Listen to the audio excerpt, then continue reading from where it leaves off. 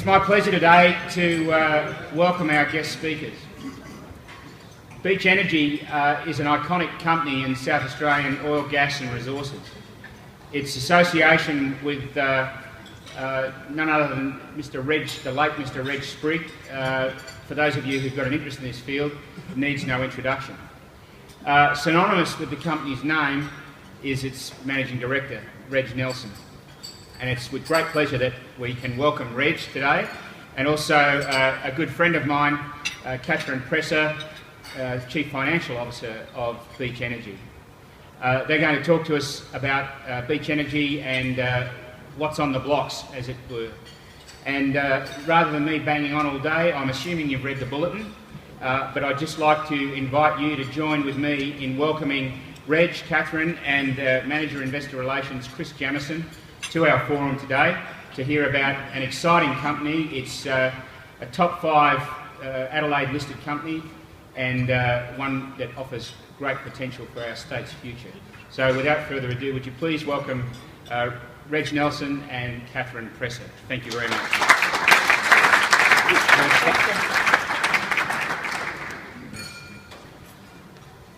Thanks, Steve, for that very, very kind introduction.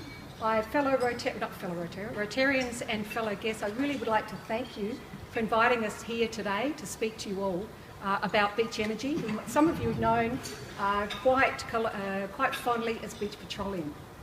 I'd also like to say that I hear in the audience there's quite a few oil and gas tragics like us.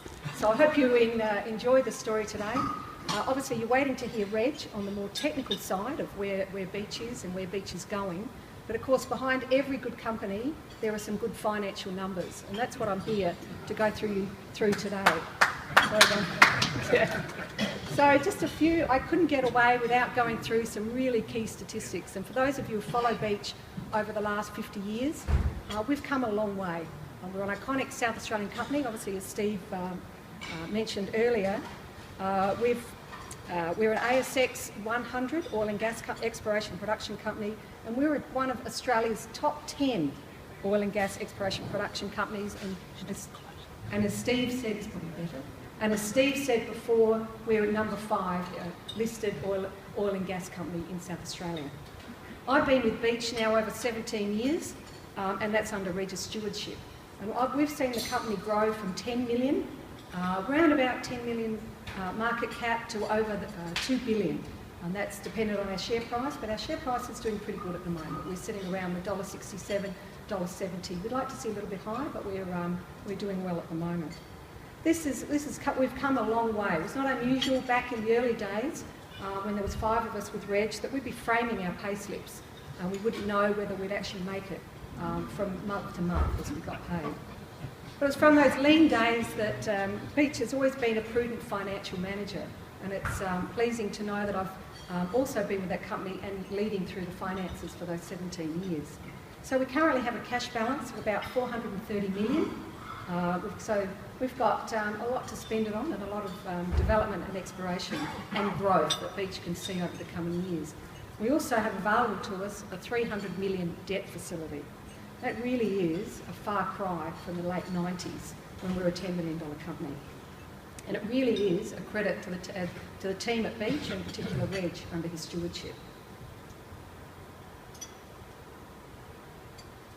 The last 12 months in particular, which Reg will speak to a bit later, it's been very exciting for the company. We've become the largest net oil producer in the Cooper Basin, and Beach is now Australia's largest oil producer. We're also a leader in deep onshore gas exploration, and the company's leadership and vision in the field attracted the interest of US company Chevron. And they've now become a joint venture partner in 2 of Beach Energy's expansive deep onshore gas exploration permits in the Cooper Basin. And this is the Cooper Basin that you're seeing up here on the screen. And the success is partly due to the quantity of the acreage. And we've got, currently the acreage we hold is about 56,000 square kilometres, which sounds a lot, and it is. It's about half the size of England, it's larger than Switzerland, and really, to put it in perspective on the hallowed grounds here at Adelaide Oval, it's 22,400 Adelaide Ovals. Put it that way. But more importantly, it is actually the quality of the acreage we hold, and Reg will speak to that later in the presentation. What I'd really like to just quickly go over is what is our acreage in the Cooper Basin. Reg will talk more technically on this area. It's predominantly our producing area, and what you'll see is our conventional oil areas on the western and eastern flanks. So you see the pink western and eastern flanks. Our western and eastern flanks are our operated conventional oil provinces. The area in the centre, that's the blue area, is primarily the area around the Moomba area. So most of you, of course, everyone knows Santos. But what people do forget is when people talk about Santos operations and Origin's operations in the Cooper Basin, they also mean Beach. That's us. We own 20% of the facilities and the acreage. So when you hear about the Moomba plant, we own also 20% of the plant and the pipelines in that area. So finally, the central pink area in the middle of the slide, so the Nappamerri Trough Natural Gas, that's our joint venture with Chevron. And we call it the Nappamerri Trough Natural Gas Project, the NTNG. And Reg is really, that is the focus and that is the growth for Beach going forward. And Reg will talk obviously in more detail about that project. But I couldn't really let you get off with any of the really great financial results that we've had in the past 12 months, which I hope all of you have followed, apart from our increasing dividends. I won't dwell on these, but as you can see in the orange bars on the left, and also the increasing on the right, the production, the numbers are all going in the right direction. What we've got here is our half-year numbers on the left, and as you can see, our sales are up 633% to 557 million, and we're on track this year for the first time to produce oil and gas sales of over $1 billion. It's a far cry from a small company, a penny dreadful of 10 million. We've got record underlying profit for the half year, 160% to 158 million, and record operating cash flow up 59% to 275 million.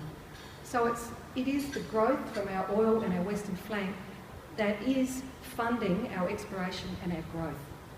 You can also then see on the production graph on the right, and you can see the significant jump in production in FY14. We're up to potentially 9.6 million barrels of oil, and we're on target to produce that in FY14. And you can see a significant shift in the product mix towards we've become a more profitable oil and gas company. So we've got a really strong oil mix at Beach.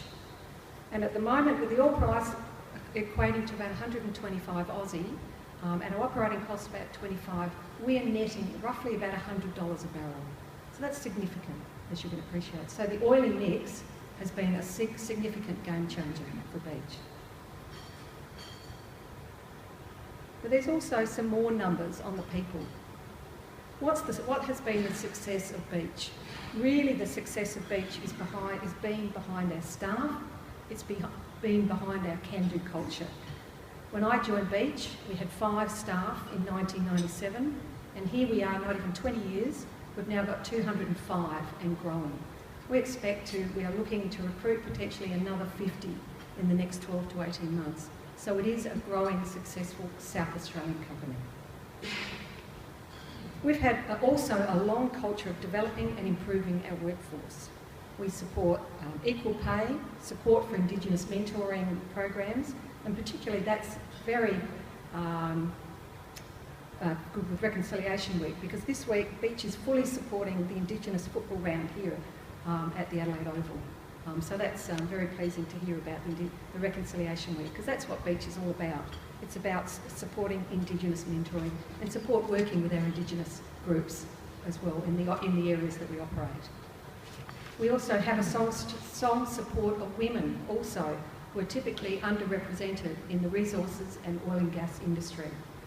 This sector has historically really had a low participation of women. They sit around the 14% because, as you can appreciate, there's not a lot of women that go out into our field operations, and we are the same. It's not that easy to get women out into our field operations, but we support that by having a lot of women in our head office and our support staff. So I'm very proud also while I'm here to promote another very important statistic for Beach, is that while the industry is around 14%, we're at 30%. which compares extremely favourably to industry standards and the resources sector. Now that I've given you the background and the numbers behind the success of Beach, I have great pleasure in handing over to Reg to go through really what is the next stage for Beach and our growth. Thank you.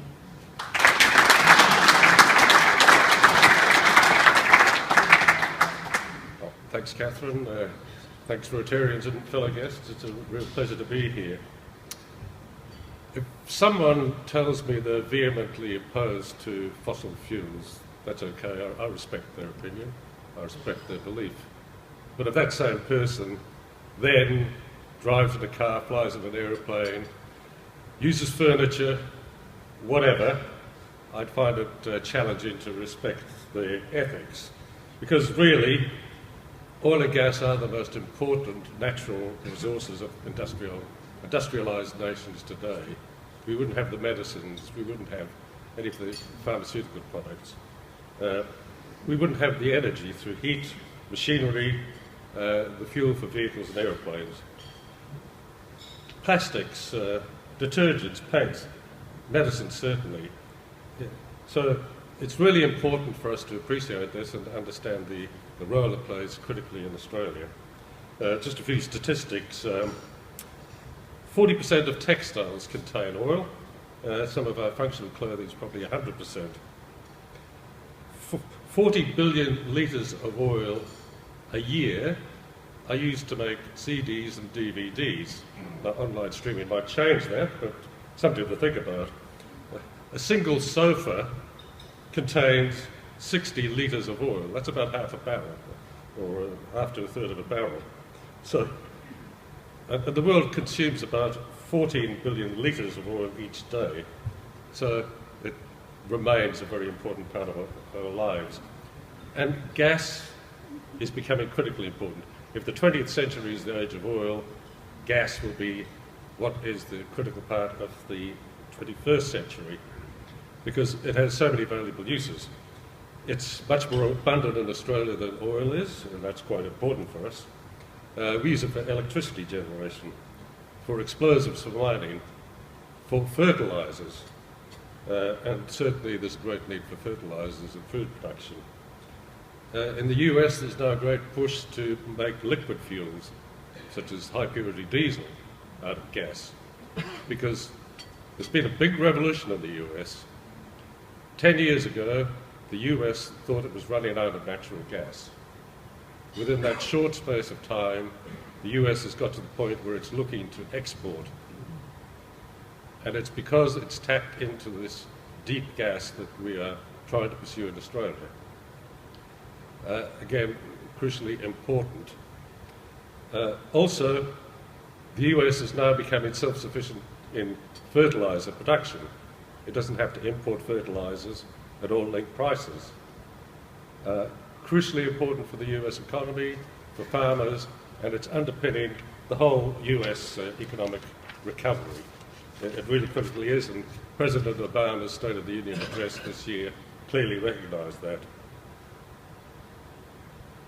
Kathryn indicated that Beach has grown to be the largest onshore oil producer in Australia. I emphasise onshore, but that's still quite important, particularly as this country, for its fuel requirements, its imports of crude and refined fuel comprise about 90%. That is, we only produce 10% domestically. Security of energy supplies is clearly very critical. Most of this oil production comes from our onshore areas in the Cooper Basin, particularly on the western side, going towards the Birchville Track. And our exploration success has actually increased from about a 25%, 1 in 4 wells, we're now 1 in 2 wells is a discovery. Can we keep this up? Well, we'll certainly keep trying, but it's new technology, critically in the exploration phase and also in the recovery phase, that is becoming very crucial. From my point of view, it's also very good. We sell at very high profit margins. But the other particular point of particular importance, reflected on what Heidi said in National Reconciliation Week, we were the first company to negotiate native title for petroleum licenses in Australia. And the indigenous groups, the native title holders, are actually benefiting. Some in particular to the, well, it's confidential, to the extent of 7 figures per annum. It's really quite significant. The other critical component, of course, is gas. And East Coast Australia is going through a very significant transition. There will be a supply crunch for East Australian gas within the next 12 to 18 months. People talk about it. I don't think people realise how real it is. And it's not because the gas isn't there, but it's the risk and the challenge of unlocking that gas and getting it to market that's the real thing. And if people who are the downstream users had thought about it beforehand and made the investment and contractual arrangements upstream, there would have been an incentive that gas could be coming to market much more quickly. We're certainly doing our best to unlock it. But if you look at the domestic component there, which is the, forget about everything apart from the grey shaded area, which is the one that increases significantly, that's the domestic supply, and that's expected to grow probably reasonably over the next little while. But the really significant thing, of course, is the LNG plants, liquefied natural gas plants, that are designed to export gas to Asia. Now, you might call for gas reservation. The plain simple fact is none of these coal seam gas reserves would have been developed without a market and a pricing arrangement that induced them to take the risk and the challenge. The real challenge for Australia now is to unlock this deep basin gas. That's what we're working on. But to put this in perspective, Eastern Australia uses about 750 petajoules per annum from all sources. That's pretty much the start of this graph. You can see in a few years' time that will rise to 3,000. 3,000 petajoules per annum. Moomba, in its lifetime of 45 years, has produced 6,000. So, really, you know, every 2 years we need another Moomba's worth of gas. Makes you think very carefully about these things. The US has not really had a coal seam gas boom, as in CSG. It is more this deep shale gas, not hundreds of metres below the Earth's surface, but kilometres. And where we are looking, it's up to 4 kilometres deep. And this is something we really recognised. In fact, I have a presentation I gave in 2001 predicting that we would have a gas supply shortage in Eastern Australia around about this time. And a few other factors have come and gone since then, but the fundamentals remain the same. And I can say that we strategically and systematically built up what I think is a very solid position on the Eastern Australian coast to address this. We've spent a lot of capital with our partners like Santos and with Chevron. We spend about $500 million a year over the last couple of years, mostly in terms of unlocking this gas supply. What you can see on the slide is the Cooper Basin, that's the central hub, the pipeline network. The other thing to focus on is where gas could possibly come from other than the Cooper. And the only really significant areas are southern Australia, offshore Gippsland, and offshore Mount Gambier Warrnambool, and a little bit of onshore. So the critical things, of course, are East Coast gas prices are rising. It's supply and demand, and it's as simple as that. The companies who take the risk, and it is a real risk to unlock this, and a big investment, only do it because you can see some reward. But the ultimate reward will be if we can unlock what is potentially a really huge, hundreds of years supply of gas, then the consumers will be comfortable in the knowledge that the producers will be looking for volumes and just sensible rates of return because they'll have de-risked it. And so there'll be security of supply and, most importantly, stability of pricing, and everyone knows where we are, and we can start to approach what has already happened in the US.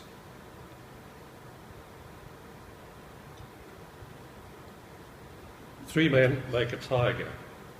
And this is one of the real challenges that's facing us today in trying to unlock this deep gas, or we're not involved in coal seam gas, but in other parts of East Australia, coal seam gas. Three men make a tiger is an old Chinese proverb, and it relates to the period of the warring states. In the state of Wei, there was an official at the court of the king called Pang Kong, who had to make a trip to the neighbouring state. And so he went to the king because he thought he was going to be white-anted by the other courtiers. And he said, Highness, if I told you there was a tiger loose in the marketplace, would you believe me? And the king said, well, that's ridiculous. Of course I would. He said, but what if two people told you that? Oh, well, I'd like to think about it. Or what if three people told you that? Oh, well, then I'd have to believe it. This is the problem we face. Social media is run, the activists who are anti-fossil fuels are very adept, very proficient, and very well funded to make use of social media. And so they swamp the media with all sorts of misrepresentations, down to playing deceits and lies. I've been to presentations where people have put a slide of a cow with half a tail and they've said fracking caused that. I've been to meetings where people have said transient workers are going to come through the region and we will have an influx of sexually transmitted diseases. This is the sort of thing we have to put up with. And the fact is, we are drilling deeper than we ever have before with the same protective mechanisms, and we're told that we're going to put chemicals in the groundwater. Well, first of all, the water table is within 100 to 500 metres of the surface, and we're down at around 4 kilometres. But I'll give you a list of chemicals, perhaps a few. Ethylene, bisdithiocarbonate, it's known to affect the thyroid, it gives skin irritation. Methyl cyclohexane carboxamide, potential to contaminate groundwater, it affects plants, fish, honeybees. There are a whole bunch of these things, and we don't use any of them. They're used in the wine industry, horticulture, viticulture, broadacre crops. In other words, we use them all the time. I farm, I use them in the right sort of processes. They're benign, they're accepted, they're authorised. What do we use? 99% of it is water and sand. Very simply, the water to apply pressure 4 kilometres deep to fracture a band of rocks up to 60 metres away from the wellbore. Sand to sweep in to prop the fractures open so they stay open and they don't close up again. And some other things such as sodium hypochlorite and hypochloric acid and quantities you use in a swimming pool, and that's just to prevent corrosion in the wellbore. Probably the most significant component is guar, which comes from guar beans, which is a thickener used in ice cream. You eat it all the time. And that is used to increase the viscosity of the fluid and sweep the sand into the fractures. So what we use is actually much more benign than is used in agriculture, horticulture, viticulture. Nevertheless, I'm still willing to take a punt and drink the odd glass of wine. Duncan Fraser, who's National Farmer Federation president, has said, you'll never be able to counter the extremists who have another agenda. They want to stop all mining activities. And he said, we also face this issue in agriculture. We get adverse publicity over issues like animal welfare and foreign investment, and we have to work at better understanding through school curriculums. How long will it be before winemakers have to put a list of all the chemicals used in their product on their label? And yet we're required to disclose it, and we do. Anyone who's read our annual report will see that. I see we're up to appendices. I've got away with myself, but I will just go back to really outlined the critical things here. We do in South Australia have a very robust system of regulation. We will continue as Beach to supply gas to South Australia and the East Coast. South Australia is really a great place to do business, and we're streets ahead of the other eastern states. So it is great, and it's been a great opportunity to talk to you. Thank you very much.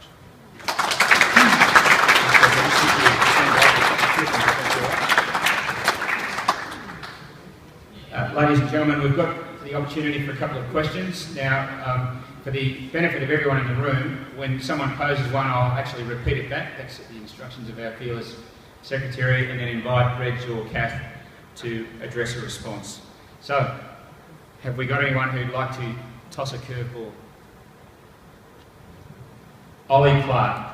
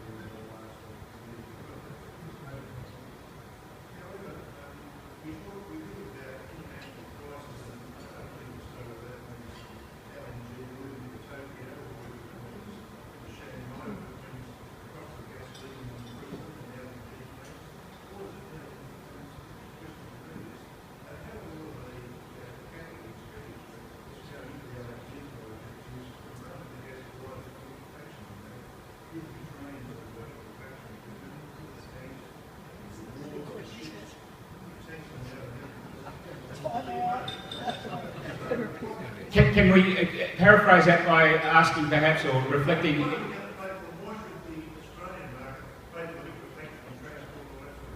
So the question is about parity pricing, am I right?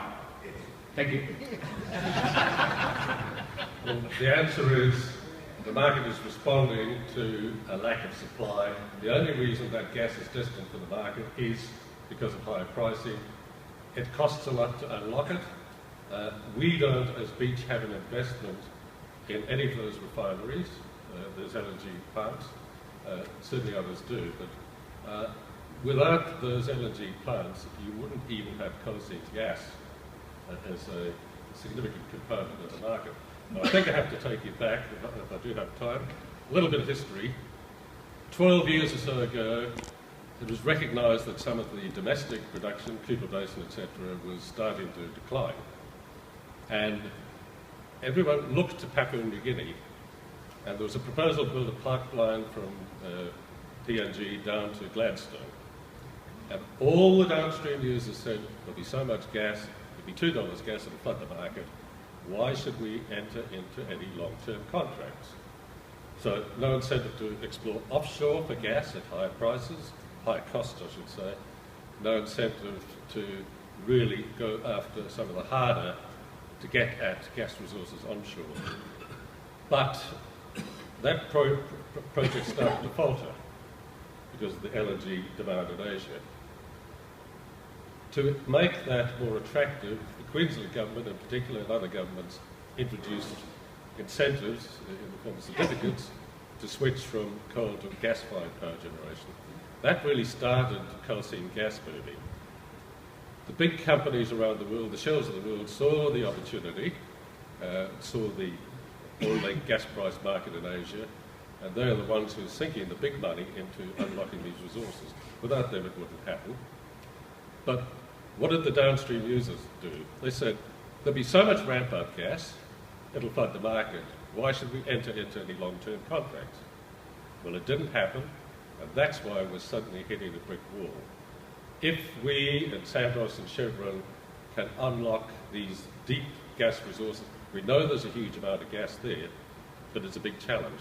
If we can unlock them, we have hundreds of years' supply, and the critical thing is, if it's de-risked, the producers will want to seek volume and customers. The more volume and customers, the better in terms of the profit margin, but it'll be an industrial rate of return they'll be content with. As I said earlier, that will give stability in pricing and, most importantly and critically, security of supply. But we've got to go through this pain now because we've neglected it to date. Thanks, Reg.